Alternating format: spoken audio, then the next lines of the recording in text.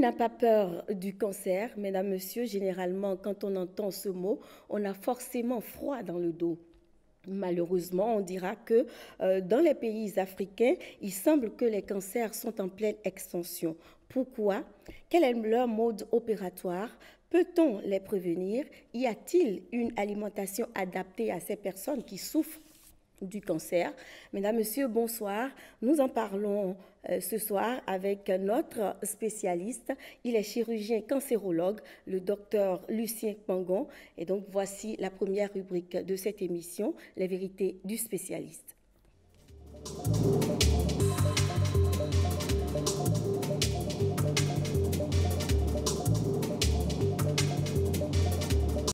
Bonsoir, docteur Lucien Kpangon.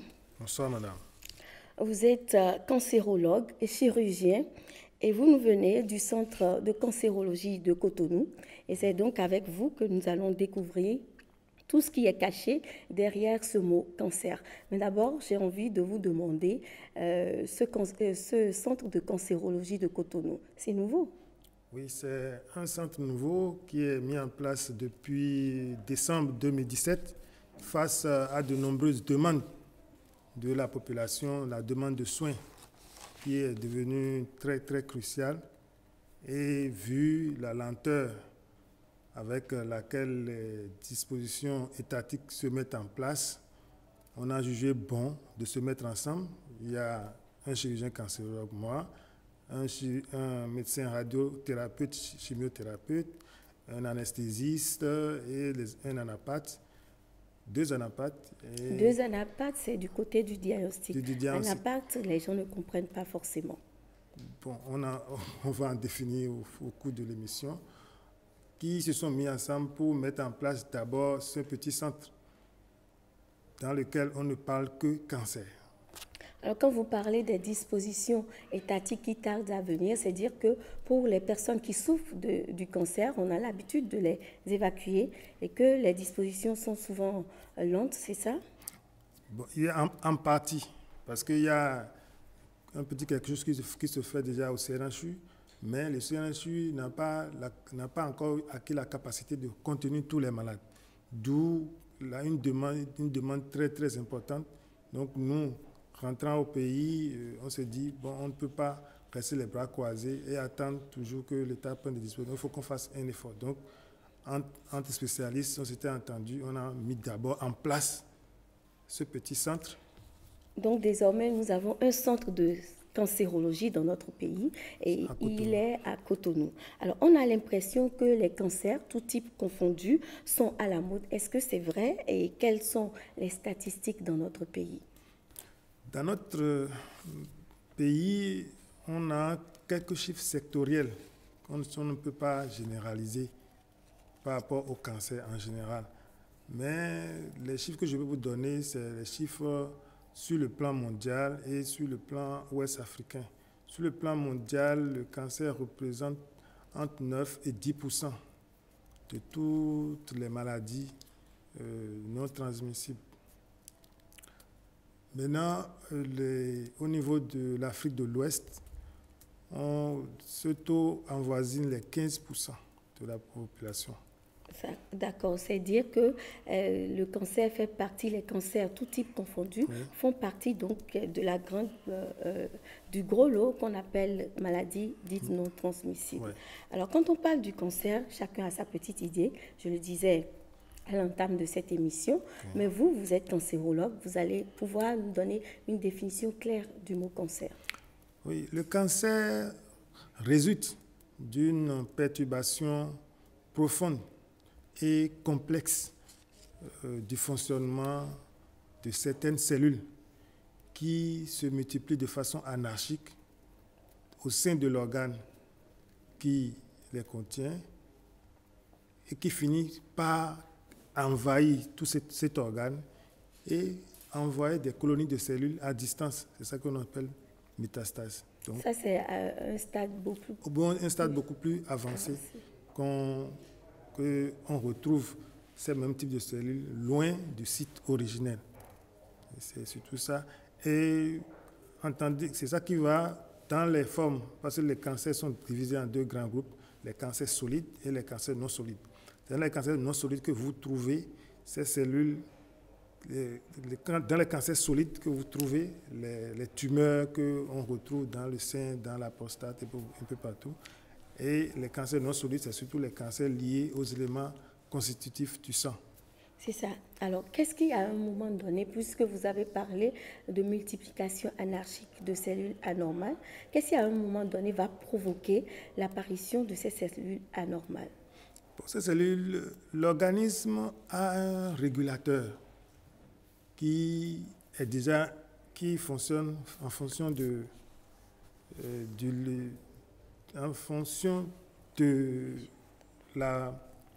le génome de chaque cellule, où l'information est déjà inscrite.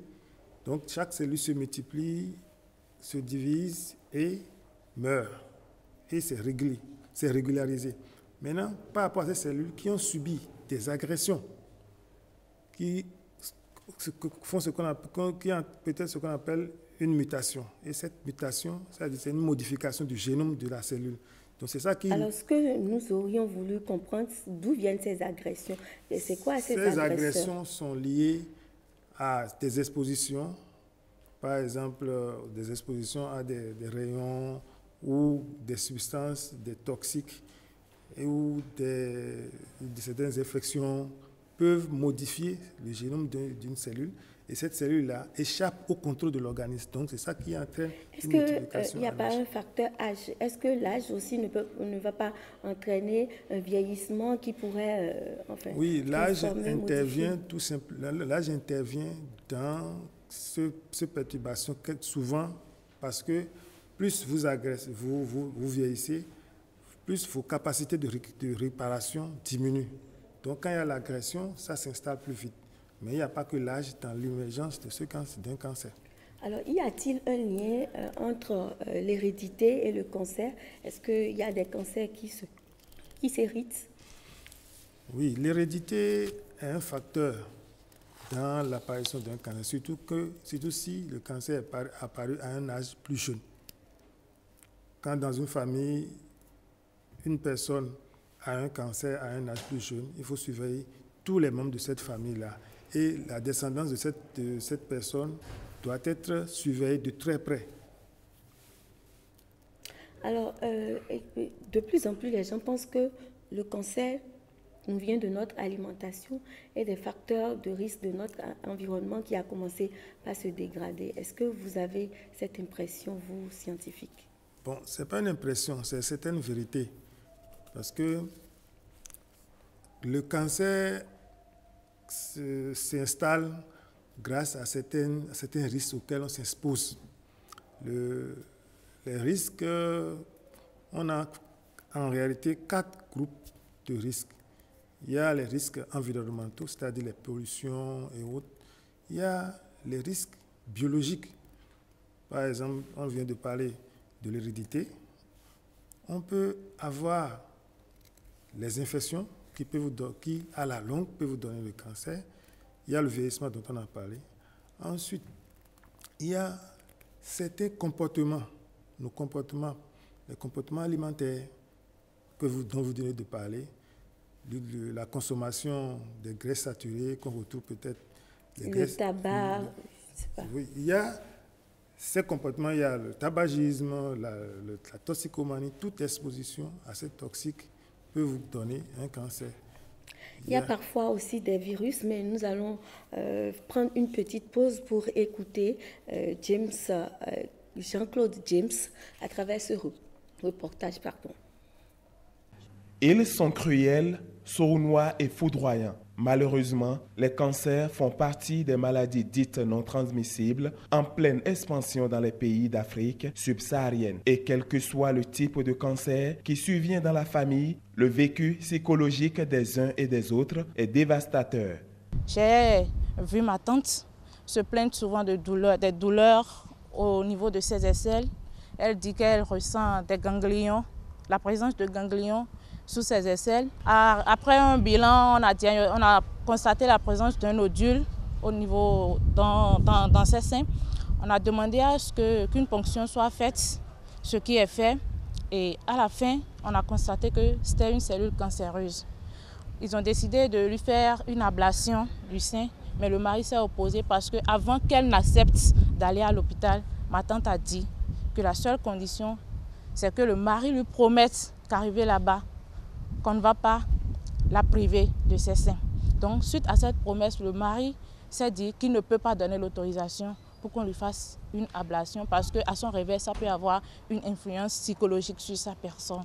Donc, du coup, elle est rentrée à la maison, elle était sous traitement, elle prenait des antibiotiques et autres. On a constaté qu'elle a commencé par perdre du poids, considérablement du poids. Elle a commencé par perdre ses cheveux. Et je ne sais pas si c'est ce cancer qui est encore à la base d'une insuffisance rénale qu'elle a vécue. À la place de ses selles, c'était le sang qui sortait. Ses seins étaient tellement volumineux et ça pesait tellement qu'elle était obligée d'accrocher un foulard à ses cous pour soutenir le poids. Et chaque fois quand nous décidons de voir, on dit « Mais tante, je veux voir, je veux toucher, je veux sentir », elle dit « Mais vous n'aurez pas le courage parce que si tu touches, tu n'oublieras plus jamais ça. » Donc elle refusait de se déshabiller pour qu'on constate réellement l'aspect des seins. Mais quand elle n'en pouvait plus, et c'était nous qui prenions soin d'elle, on a su qu'elle souffrait vraiment et profondément. Mais elle n'était pas accrochée à la vie. Elle n'était pas accrochée parce qu'elle se dit « Je ne veux pas vous faire de la peine, je ne veux pas rester là pour dire que je lutte pour vivre pendant que c'est une maladie mortelle. » Le cancer ne tue cependant pas toutes les fois. Le dépistage précoce reste une pièce maîtresse de la rémission et de la prévention. Aux femmes, il faut faire l'autopalpation pour détecter le nodule dans le sein. C'est vous qui devez avoir d'abord dit que vous allez détecter le nodule en faisant cette palpation et c'est après que vous venez nous voir. Si vous ne détectez pas, vous ne pouvez pas venir nous voir. Donc, faites la recherche des nodules dans le sein à la maison et dès que vous avez la moindre chose, la moindre présomption, quelque chose pour dire « Ah, il y a une masse bizarre que je sens », venez, nous allons vous prendre en charge. Au niveau du col de l'utérus, par exemple, donc nous pouvons faire la surveillance par le frottis cervico-vaginal et c'est aussi une prévention parce que si on surveille, on demande aux femmes de toujours faire leur frottis soit tous les 2 ans, soit tous les ans, ça dépend du médecin qui suit, eh bien, on peut voir les lésions précancéreuses. Et comme ça, si on intervient, la personne ne fera jamais ce cancer, elle est définitivement guérie. Chez les hommes, le cancer de la prostate est le plus fréquent. Du coup, il leur est recommandé un dosage annuel de l'antigène prostatique spécifique PSA. Alors, il n'y a pas si longtemps, la prise en charge était difficile au Bénin. Qu'est-ce qu'il en est aujourd'hui, docteur? Aujourd'hui, il y a déjà des spécialistes sur place qui peuvent, il y a des cancérologues chirurgiens, il y a des chimiothérapeutes qui sont là. Seulement, il y a aussi un radiothérapeute, seulement qu'on n'a pas encore en place un service de radiothérapie. Donc, on peut réduire avec le panel de spécialistes sur place le nombre d'évacuations sanitaires. C'est ça. Alors, mais quand on parle de prise en charge du cancer, ce qui fait peur, c'est la chimio ou la radiothérapie. Souvent, les gens se disent que ce sont ces deux techniques de traitement qui poussent beaucoup plus vers la mort. Madame, ces traitements sont des traitements assez lourds. La chimiothérapie, la chirurgie aussi. Mais si ces traitements sont mis en place, plus tôt, donc quand on découvre le cancer plus tôt, on peut guérir le malade sans beaucoup d'effets secondaires. Alors, souvent, il y en a qui refusent l'opération parce que quand il s'agit d'un cancer solide, vous avez parlé des cancers solides et des cancers solubles. Quand il s'agit d'un cancer solide, c'est ça? Non solide, solide et non solide. D'accord. Ok. Quand il s'agit des cancers solides, on doit par exemple opérer, enlever la tumeur, et les gens se disent que cette opération distribue beaucoup plus les cellules cancéreuses dans le sang. Merci madame, c'est une vue de l'esprit. Les spécialistes aujourd'hui peuvent vous dire quand une tumeur est opérable ou non, quand on peut faire une chimiothérapie ou non. Bon, avant, il n'y avait pas de spécialistes sur place. Donc, il y a certains qui essaient de faire de la chimiothérapie, d'opérer. Ils n'opèrent pas toujours en fonction du stade d'évolution de la maladie. Parce que dès qu'on fait un diagnostic, on essaie de faire le bilan d'extension de cette maladie pour voir cette maladie, elle est toujours locale ou avancée. Donc, quand c'est local, quand c'est au début, on peut facilement faire une chirurgie et s'arrêter là, ou faire une chirurgie complétée par une chimiothérapie. Mais quand la maladie est avancée, on ne peut pas croiser les bras. Il faut réduire la progression de la maladie. C'est ça qui va donner beaucoup d'effets secondaires. Le malade se sent beaucoup mal. C'est surtout ça. Alors, est-ce que toutes les tumeurs qu'on va retrouver dans un organe sont des cancers? Non, toutes les tumeurs ne sont pas des cancers. C'est pourquoi il y a le rôle de l'anatomopathologiste. Quand on trouve une tumeur quelque part, on fait ce qu'on appelle une biopsie, donc un petit prélèvement qu'on envoie à l'anatomopathologiste qui étudie pour nous dire c'est un cancer, ce n'est pas un cancer. Si c'est un cancer, est-ce que ce cancer est agressif ou non? Est-ce que c'est stimulé est-ce que c'est stimulé par les hormones ou non? Et c'est en fonction de cela qu'on va prendre ce cancer en charge par soit une chimiothérapie, une hormonothérapie ou une thérapie ciblée ou une chirurgie. Alors, on sait que les cancers peuvent attaquer tous les organes du corps humain. Oui. Alors, à quoi est-ce qu'on pourrait faire attention pour peut-être détecter très tôt les signes d'un cancer? Pour détecter très tôt les signes d'un cancer, c'est le dépistage.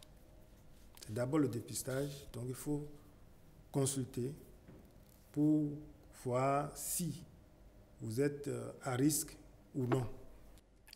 Qu'est-ce que vous avez envie de savoir sur les cancers? Voici les questions du web avec Héloïse Winato.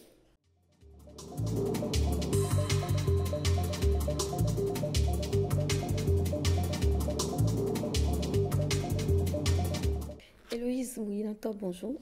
Bonjour Angela Keija. Vous avez la forme aujourd'hui? Pas vraiment, je tousse un tout petit peu, mais ça va aller. Ça ira. Alors, vous êtes revenu avec des questions que les téléspectateurs ont posées sur la page Facebook de l'émission. Vous allez nous rappeler cette page et continuer avec les questions au docteur. Merci Angela. Docteur, bonsoir. Elle l'a dit, merci de consacrer un peu de votre temps pour nous parler du cancer. Vous le savez, nombreux sont ces internautes qui ont réagi sur la toile, la page Facebook de l'émission pour mieux comprendre ce que c'est que le cancer. Alors, deux internautes, Serge Roumalon et Rodrigue Abissi, voudraient savoir les modes de prévention. Bon, la prévention du cancer, il faut tabler sur plusieurs facteurs. Il y a des facteurs qu'on peut éviter, des situations qu'on peut éviter pour ne pas avoir le cancer. Par exemple, une alimentation saine, éviter une alimentation trop manufacturée, les graisses saturées par exemple, et des farines très raffinées, trop de sucre, et trop d'huile aussi, il faut éviter tout ça et manger vraiment sain. Deuxièmement, il faut éviter tous les toxiques, le tabagisme, l'alcoolisme, la toxicomanie sous toutes ses formes. Il faut avoir une hygiène de vie saine sur le plan des infections sexuellement transmissibles. Il faut toujours faire attention parce que ces infections peuvent à la longue donner un cancer. Surtout chez la femme, le cancer du corps. Je voudrais rebondir. Vous avez parlé de l'alimentation. On cite souvent la viande rouge et les charcuteries comme des facteurs favorisant le développement du cancer. Dans quelle proportion ces deux aliments sont-ils nuisibles à la santé? Oui, ces aliments sont incriminés dans certaines études. C'est dans certaines études qui sont incriminés dans l'émergence de certains cancers, surtout les cancers digestifs, surtout les cancers du côlon et tout, qui sont plus incriminés. Alors, une autre question, est-ce que c'est vrai que la peau du poisson fumé à feu de bois ou avec les produits dérivés du pétrole tels que le pneu, les sachets plastiques, est-ce que la fumée est cancérigène? Oui, la fumée est cancérigène. Deux choses, quand vous souffrez du cancer, votre appétit baisse alors même que le cancer vous pompe de l'énergie. Comment faire? Voici la rubrique Que mangeons-nous avec Héloïse Winato.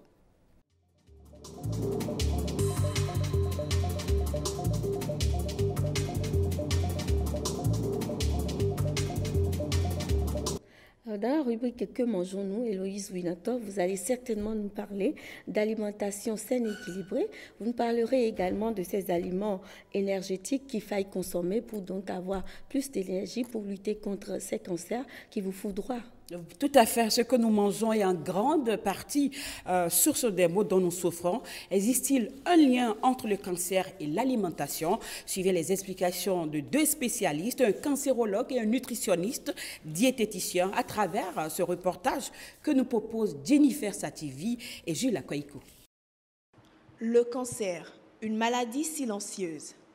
S'il est diagnostiqué tard, il est souvent foudroyant et peut être fatal pour la victime. Parmi les facteurs de risque, notre mode alimentaire.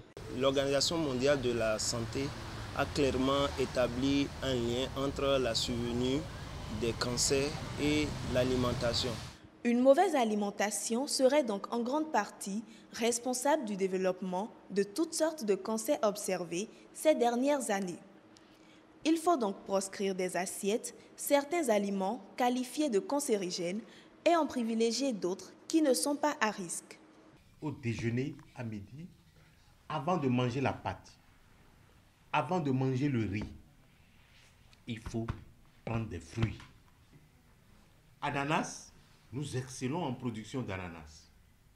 Pourquoi pas? Nous avons des oranges, nous avons de la papaye. Vous pouvez manger tous ces fruits-là avant de manger. Et puis, on ne refuse pas pour ceux qui aiment boire le vin. Il ne faut pas abuser. Un verre de vin, c'est largement suffisant. À midi et puis le soir, un verre de vin. Au repas, vous pouvez prendre une petite bouteille de bière. À midi, une petite de bière le soir. Sinon, buvez de l'eau. Manger, c'est bien, mais manger équilibré et varié serait l'idéal pour prévenir la survenue du cancer. Une fois atteint, le malade du cancer doit revoir le contenu de son assiette. Il existe en effet des astuces et des recettes pour conserver le plaisir gustatif des aliments pendant les traitements. Dans l'assiette du patient, nous devons retrouver en grande partie les légumes. Je veux parler des légumes feuilles, d'accord, le vernonia, l'amarante, les feuilles de laitue, tout ce qui est feuilles doit être retrouvé en grande quantité dans son assiette. Et le quart soit composé d'aliments riches en protéines. Nous avions dit qu'il faut limiter la consommation des viandes rouges. Donc pour les protéines, ils doivent être beaucoup plus portés vers les viandes blanches, la volaille, le poisson, les fruits de mer. Il doit avoir aussi une part de glucides, d'accord? Les glucides qui sont constitués de céréales. Il est conseillé qu'on ait des céréales faits, des aliments faits de céréales à grains entiers. On va choisir par exemple le riz brun à la place du riz poli. Vous avez également le pain entier. Je ne vais pas manquer de dire que la meilleure boisson reste et demeure l'eau. L'eau potable. Environ 1,5 litre à 2 litres par jour. Bien se nourrir reste la condition sine qua non d'une bonne santé. Héloïse Winator, il y a aussi ces aliments riches en antioxydants ou en fibres alimentaires qu'on peut proposer à certaines personnes, en tout cas pour prévenir les cancers. Oui, Angela Péja, je voudrais revenir donc sur quelques aliments qui diminueraient sensiblement le risque d'attraper le cancer. Il faut insister sur la consommation des fruits et légumes. Le nutritionniste l'a dit dans le reportage, nous l'avons vu. Il faut aussi consommer, vous l'avez dit aussi, les fibres alimentaires. C'est très nutritif. Il faut consommer beaucoup d'ail et d'oignons. On peut consommer aussi les produits laitiers. Pour ceux qui sont friands des produits laitiers, ils peuvent en consommer, mais ne pas en abuser. Le fromage, par exemple, 3 portions quotidiennement recommandées par les spécialistes. Enfin, pour les femmes mères, il faut allaiter les bébés. L'allaitement chez la mère, un effet protecteur jugé convaincant sur le cancer du sein et un effet bon protecteur suggéré sur le cancer de l'ovaire. Alors, il faut insister également sur l'alimentation quand même saine et équilibrée, surtout équilibrée. Ce n'est pas parce qu'il y a des aliments qui sont riches en fibres alimentaires et en antioxydants que vous devrez prendre pour prévenir, diminuer le risque d'apparition des cancers, qu'il faille donc consommer rien que ces aliments. C'est archi faux, n'est-ce pas? Oui, tout à fait faux. Il y a des aliments que vous pouvez consommer avec beaucoup de modération. Aussi, Angela, les boissons sucrées, par exemple, sont incriminés. C'est des facteurs de risque. Les boissons sucrées, ces habitudes de modération sont aussi à adopter chez les jeunes, très jeunes, en famille, par l'éducation, de façon à créer des habitudes alimentaires favorables qui vont perdurer. Une alimentation équilibrée, vous l'avez dit, et diversifiée s'avère suffisante pour assurer une possible prévention des cancers. Et c'est l'ensemble de ces habitudes alimentaires qui doivent être prises en compte pour privilégier les aliments d'origine végétale et maintenir son poids dans la fourchette normale. On a dit que l'obésité est aussi un facteur de risque, Angela. Alors, quand on parle de boissons sucrées qui pourraient être incriminées dans l'apparition des cancers, c'est bien parce que ça pourrait être des produits chimiques. Et donc, faites très attention, préférez tout ce qui est local. Quand vous souffrez du cancer, on peut tout à fait vous interdire certaines choses.